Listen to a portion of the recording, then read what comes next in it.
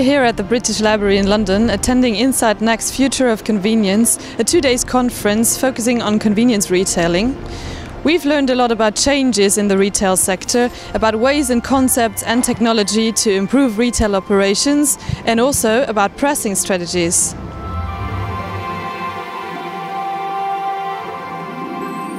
Dan, I can see there's a high level of international attendance at this year's event, so there's lots of delegates from different countries and also speakers. Can you tell me, is convenience retailing becoming a more international business? Well, we've just grown up to 22 countries this year, so every year it notches up, and as you say, that is because this is a very international subject. We've had a lot of content at the conference over the last 2 days about there's a big shift going on underneath us, and it's a shift from big to small. This isn't true across the whole world. In some markets around the world, hypermarkets are still growing. It depends upon the maturity of the market. But in quite mature markets like the UK and the US, hypermarkets are under tremendous pressure. And this means all the operators, all the retail operators, are putting more and more focus on small. So obviously you have all the petroleum players and the convenience players that are in the market already around the world wanting to find out more about this kind of subject. But you also get new entrants all the time who are coming into this market, developing a multi-format strategy, and they also want to build convenience stores. So for us, this kind of event is a sort of retail sweet spot. Convenience is growing really fast, it's growing faster than ever, and some of the changes in other retail channels online and pressure for hypermarkets is helping us as well. So it's we're in the right place at the right time, and great industries always need to learn from going to look on the far side of the world at what best practice looks like. And obviously if you have a mixture of store tours, exhibition and some great presenters, it's a very useful place to get the latest information. Thank you very much, Dan. Thank you.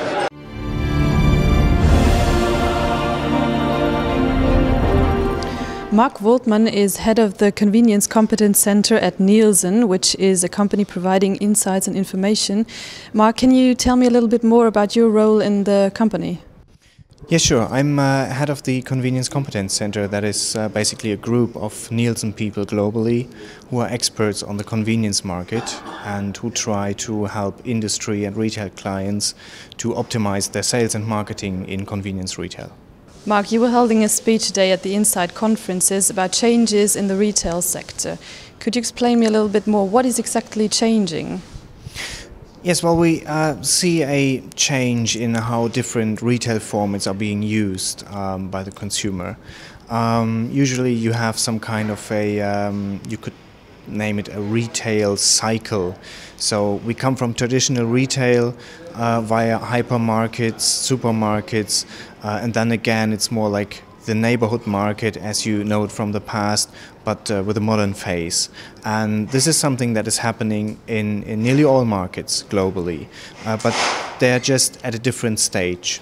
And in Europe, for example, we see a really strong hypermarket sector over the last decade, and well, people talk about the question if this era of the hypermarket could be over, because we see that hypermarkets in some markets are struggling, but in some markets they're actually growing. So there is a change in the market towards different retail sectors.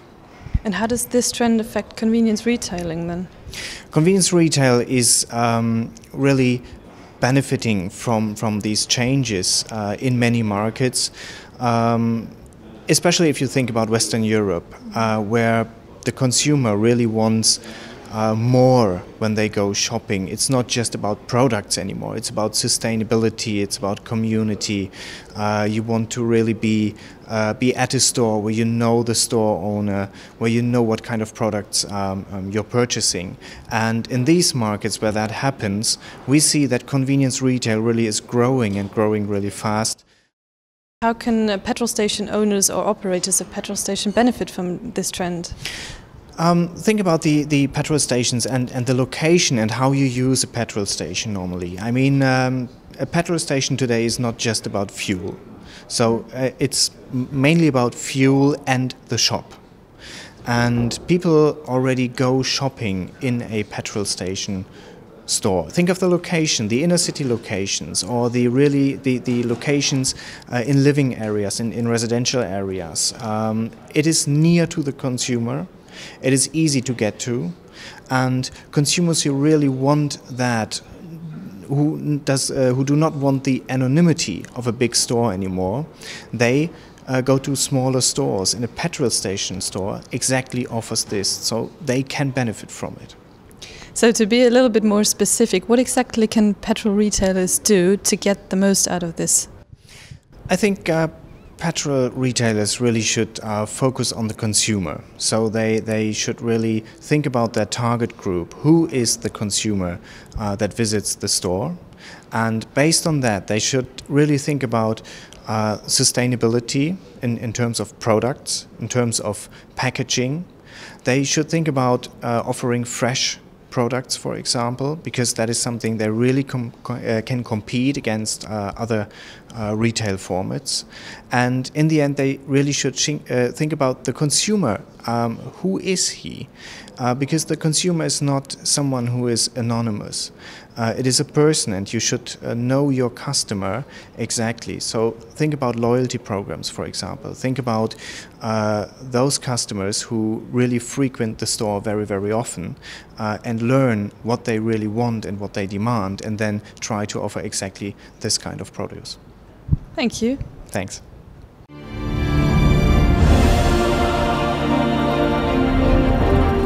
Fuel prices are a big topic today in the media and also in this conference. And I'm talking to Jim Croghan, who's head of retail systems at fuelpricing.com. Jim, can you actually explain me how fuel prices are set today? Sure. First of all, you need to collect competitor price data. You also need to collect all of your cost factors, whether it be distribution costs or supply costs. You put all of these into a system, and it comes up with a price recommendation which you can accept or reject or tweak, and that will set your prices. We see all sorts of different things. We see basic spreadsheet versions of this, we see sophisticated pricing systems, and we see everything in between. So, but is it only the major oil companies or the major retailers who can use sophisticated tools?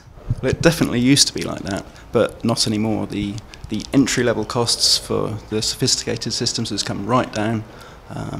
You can even have the modern web-based technologies where the systems are hosted in the cloud, and that means you don't need any infrastructure investment, you don't even need any IT skills in-house, and that just makes it a lot easier. So even if you've got just a small family-run chain of sites, you know, it's all possible.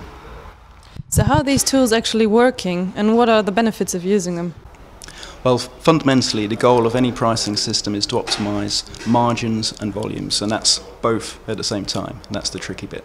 If you can model your costs accurately, then that allows you to set the new prices with complete confidence.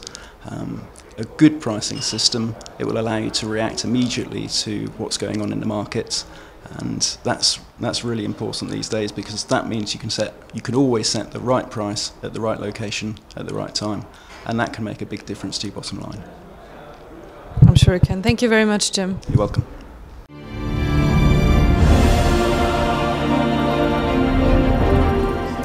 Mark Hawtin is Senior Vice President of Strategy for KSS Fuels.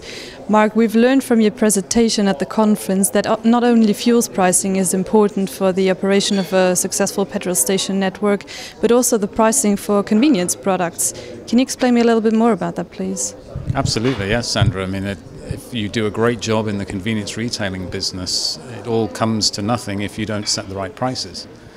Because whether we like it or not, customers are typically aware of the certain prices in a convenience store and will make comparison. So we think it's critical for retailers to understand, A, what's the real price image that they have, and also what's the perceived price image that customers have of them, because those two things aren't necessarily the same in all occasions.